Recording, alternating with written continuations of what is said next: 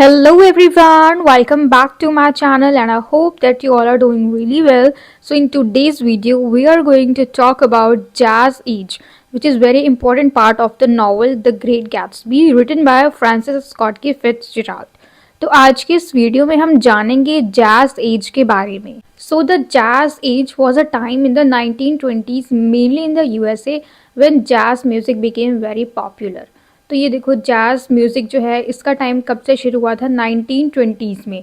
और जो हमारी नॉवल है द ग्रेट गैट्सबी, जिसमें कि हमने देखा इस नॉवल के सभी लोग जैज एज से बहुत ही ज़्यादा इन्फ्लुएंस्ड थे, यानी उन सभी लोगों के ऊपर यही चीज़ छाई हुई थी. So jazz is basically a genre of music, यानी म्यूज़िक का एक जॉनरा. तो उस समय की बात करें अगर हम, क्योंकि ये 1920s के टाइम की बात है, ये जो जैज़ एज है ये 1920s में चला था यूएसए में, और हमारी नॉवल जो है ये भी आसपास के टाइम की है. तो सभी लोग इससे बहुत ज़्यादा फ्लुएंस्ड थे. People loved music, dancing, parties और jazz music was played everywhere.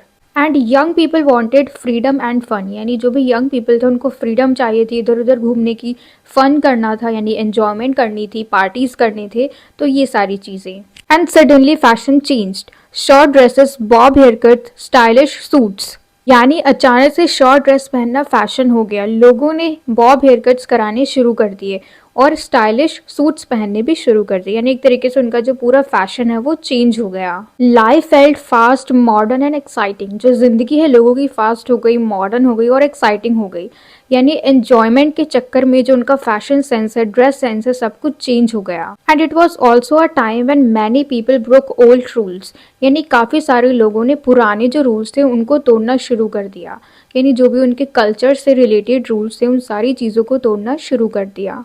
Cities became lively and crowded, यानी जो शहर है वो लाइवली यानी एक तरीके से एनर्जेटिक हो गया और वहाँ पर भीड़ भाड़ होनी शुरू हो गई. And movies, clubs and night life grew, यानी लोगों ने मूवीज देखने शुरू कर दिया, क्लब में जाने लग गए.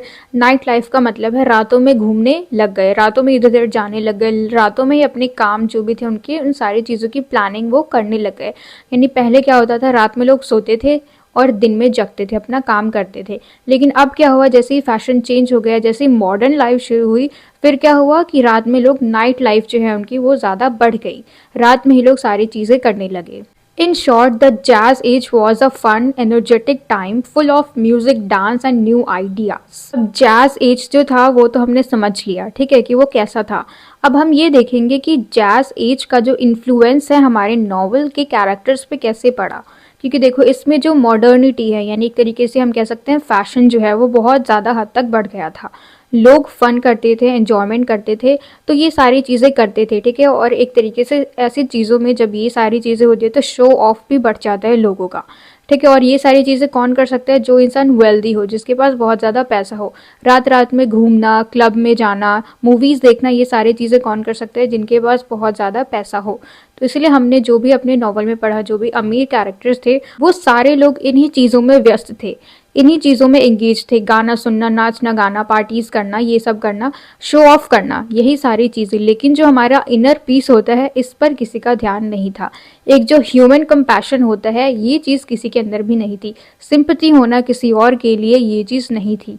अगर हम देखें किस तरीके से डेज़ी के लिए जो गैट्सबी है उसने अपनी लाइफ को सेक्रीफाइस कर दिया सिर्फ डेज़ी को बचाने के लिए, सिर्फ अपनी लवर को बचाने के लिए उसने अपनी लाइफ को सैक्रिफाइस कर दिया. तो ये चीज़ हम डेज़ी के कैरेक्टर से देख सकते हैं बहुत ही अच्छी तरीके से. क्योंकि देखो प्यार उसको था गैट्सबी से, लेकिन वो टॉम के साथ रहती थी, उसने टॉम ब्यूकैनन के साथ शादी करी, वो डेज़ी ब्यूकैनन बनी. लेकिन दिल से उसको प्यार किससे था, गैट्सबी से था. लेकिन फिर भी वो उसके पास नहीं गई, क्योंकि उसको सोसाइटी में जो उसका स्टेटस है वो चीज़ ख़राब ना हो, इसीलिए वो उसके पास नहीं गई. यानी उसको प्यार से ज़्यादा अपनी सोसाइटी में जो उसकी इज्जत है उस चीज़ की वैल्यू ज़्यादा है, प्यार की नहीं है.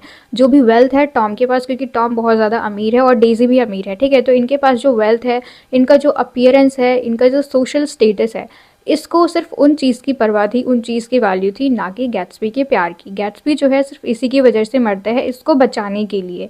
पर फिर भी उसके अंदर ज़रा भी रियलाइजेशन नहीं होता है. क्यों? क्योंकि उनके ऊपर इन सारी चीज़ों का प्रभाव इतना ज़्यादा है, वो लोग जैज़ एज से इतना ज़्यादा इन्फ्लुएंस्ड हो गए हैं कि उनको एक बार भी रियलाइज़ नहीं हुआ कि कोई इंसान सिर्फ उसको बचाने के लिए अपनी ज़िंदगी को खतरे में डाल रहा है. और क्योंकि जैज़ एज में ये सारी चीज़ें काफ़ी ज़्यादा थी, दिखावा करना, डांस करना, पार्टीज़ करना, खर्च करना, अपनी अमीरी को शो ऑफ करना, इसीलिए हमारे नॉवल में ये जो जैज़ एज है ये बहुत ज़्यादा इम्पॉर्टेंट है, क्योंकि नॉवल के लोग इसी एज से बहुत ज़्यादा इन्फ्लुएंस्ड हैं। और इसके अलावा जो भी हमारी समरी है इस नावल की, जो भी हमारे कैरेक्टर स्केच हैं इस नावल की, जिसमें हमने सारे कैरेक्टरिस्टिक्स को डिस्कस किया है, और जो गैट्सबी है उसकी लाइफ स्टोरी को भी हमने एक सेपरेट वीडियो में डिस्कस किया है, और उसके कैरेक्टरिस्टिक्स को भी। तो उन सभी वीडियोज़ के लिंक मैं आपको इस वीडियो के डिस्क्रिप्शन बॉक्स में प्रोवाइड कर दूँगी, आप वहाँ से देख सकते हैं। तो आज की इस वीडियो में इतना ही। आज हमने इस वीडियो में जैज़ एज को अच्छी तरीके से समझा कि ये है क्या। ठीक है, तो आज की इस वीडियो में इतना ही, और मुझे पूरी उम्मीद है कि आपको अच्छी तरीके से समझ में आया हो। And if so then please let me know in the comment box and share this video with your friends as well, so that they can get help from it. And don't forget to subscribe my channel, and I will see you in the next video.